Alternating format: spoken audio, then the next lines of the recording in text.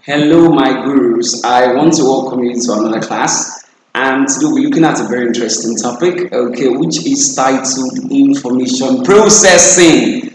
All right, now when we talk about information processing, are we trying to say that you mean information can still be processed? Of course, that's what we want to talk about. Information processing, okay. Now, when we talk about information, we're talking about a raw fact that has been processed or subjected to a kind of logical processing. Okay, now then what about if that same information is now being processed? What do we mean? Okay, now information processing talks about the collection, the organization, the storage, the retrieval, and dissemination of information. Can you see? You have the information now, but you need to collect the information. When you collect the information, you need to organize the information. When you organize the information, you need to store the information. When you store, you also need to retrieve the information, and you need to disseminate the information using both manual and electronic system. So the act of doing this is what we call information processing. Do we understand that? So we are looking at introduction to information processing, and I say it talks about the collection, the organization, the storage, the retrieval, and dissemination of information using both manual and electronic system. Okay, and I remain your facilitator, Brimo Excel. All right. Now, when we talk about information processing, what do we mean? It's actually a fundamental concept in computer science. I mean, and ICT. All right. It outlines how data is transformed into meaningful information that can be used for decision making and problem solving. Okay, so we are going beyond just converting data to information. Information processing helps us to make decisions, and it helps us to solve some certain problems. You understand? So that's what we mean by information processing. Please do not forget that. That will take us into the key concept of information processing. Number one is data and information. I've talked about data on countless occasions. They are raw, they are unorganized, they lack what context. Example can be numbers, text, symbols. Then when we talk about information, what we mean? We're talking about processed and organized data that is meaningful and useful. That is to say, information is structured. Information has been processed. Information has been subjected to the maximum of logical process or procedure. It is now meaningful and it is useful. We call that information. Alright, so that is for data and information. Now you know the difference between data and information. For data, it is raw, it is unorganized. But for information, it has been processed or subjected to a form of logical processing. Alright, let's talk about the stages of information processing. Okay, remember we are looking at the key concept in information processing. The first thing we talked about was data and information. Number two, stages. What are the stages of information processing? Number one is input. Alright, I'm talking about the process whereby you capture data from the environment. For example, typing, scanning, and recording, they fall under input. You are inputting the data for processing. You are putting in the data for processing. We call it input. Number two is processing. You are transforming the data you've inputted into meaningful information through what we call calculations, analysis, or even formatting. Alright. Number three is storage. You need to save that information that has been processed for future use. Okay. And number four is output. Okay. Display the processed data in usable format, either as hard copy or what, or soft copy, or even as audio, as report, as graph, or whichever format you want, just output it. Okay. Then finally, you must get feedback. Alright, display the processed data in a usable format. That's for output. Okay. In terms of feedback, I said evaluating the output and making necessary adjustment to improve the processing. You understand? In feedback, you need to do some little adjustment, some little correction. Okay, that's for feedback. So remember, we are looking at the key concept of information processing. The first one I talked about was data and information. I took time to explain. Now we are looking at the stages of information processing. I talked about input, I talked about processing, I talked about storage, I talked about output, and now I just mentioned feedback that talks about your ability to evaluate the output and make necessary adjustments and corrections to improve the processing. Okay. So number three, I'm going to be talking about the methods of information processing. Okay, we are still on the key concepts. Don't forget, the first key concept I talked about was data and information. The second key concept I talked about was stages of information processing, which I mentioned the word, the input, the processing, the storage, the output, and finally the fifth one, which is the feedback. Number three is still on the key concept, methods of information processing. Number one, we have the manual information. From the word manual, you know what that means now. Okay, you do it manually.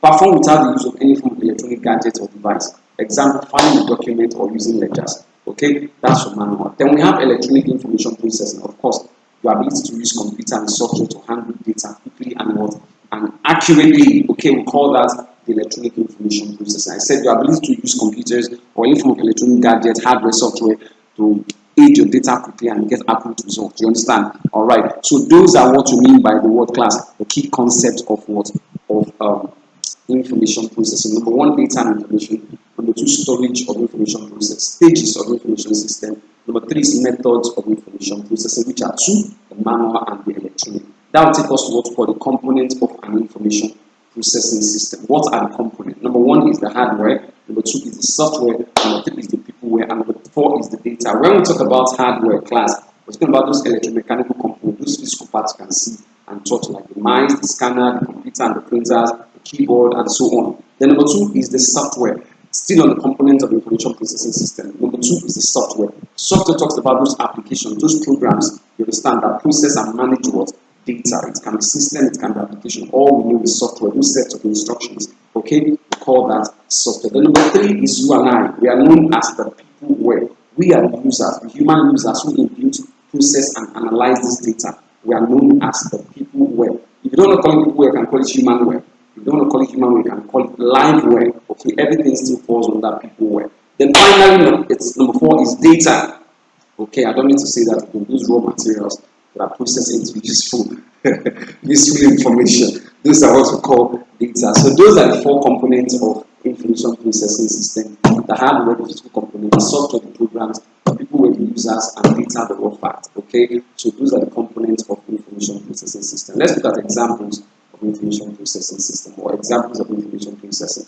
What is an example? Number one is the banking system. I know most of people waiting. What exactly is Mr. Excel talking about? Okay. Number one is the banking system. Okay. The banking system also gives us of automatic processing of transactions, account details, and statements. If I want to process transaction and in seconds, okay, I can use the banking system. That means the banking system, those apps I use, they are examples of what? Information processing system. They process my information and give me my results in seconds. So I use an ATM machine. The ATM machine is also a good example of an information processing system. Once I slot in my card, it processes my information and gives me my results.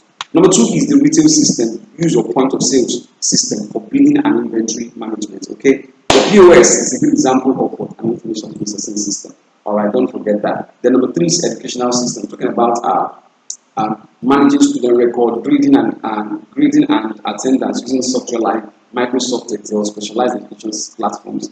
Okay, so that's what we mean by education system. So all these things I just talked about are examples of information processing system. Number one is the banking system. Number two is the retail system. Number three is the education system. That takes us to the importance of what? Of information processing. Why is information processing so important? Number one is efficiency. All right, automate repetitive tasks, saving time and what and effort. It takes away the stress. You understand? So efficiency is number one. Number two is accuracy. You hardly make mistake. You understand? If you use human error in data was handling, human error issue is out of it. All right. So accuracy is number two. Number three is speed. Imagine the speed of processing. If I use an information, imagine if I want to check my account balance now.